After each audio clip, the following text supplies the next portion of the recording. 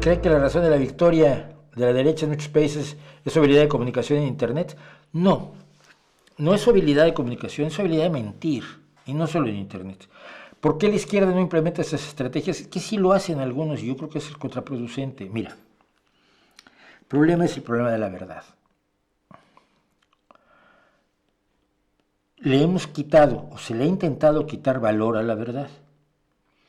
Entonces hay personajes como Donald Trump que no tienen empacho en mentir incesantemente. Tú oyes un discurso de Donald, yo lo he hecho, no puede evitar mentir sobre cosas que no tienen ninguna necesidad de mentir tampoco, que ni mejoran sus posibilidades de ser presidente, ni mejoran sus negocios, ni nada. Pero es que es una oportunidad de mentir y no pierde una. Entonces, a ojos de muchas personas, la verdad carece de valor, o carece de valor ante lo emocionante que pueden ser ciertas falsedades, ¿no?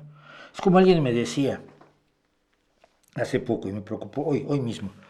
Decían, qué genial que Lobsang Rampa haya tenido esa imaginación para escribir esos libros y poder vivir de ellos, ¿verdad?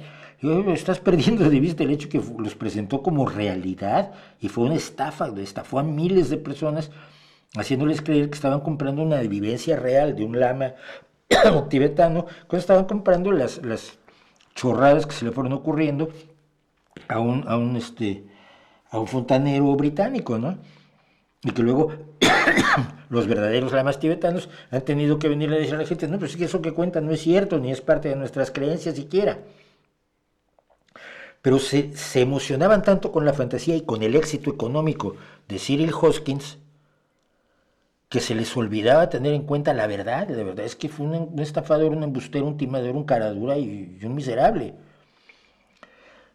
Pero creo que lo que la izquierda tiene que hacer es defender la verdad, defender los hechos y recordarle a la gente que vive gracias a los hechos y no gracias a las fantasías.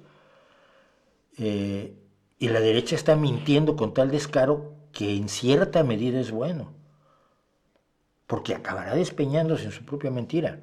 Y por eso decimos aquí, y lo voy a decir todas las veces que sea necesario, en tiempos de engaño, decir la verdad es un acto revolucionario.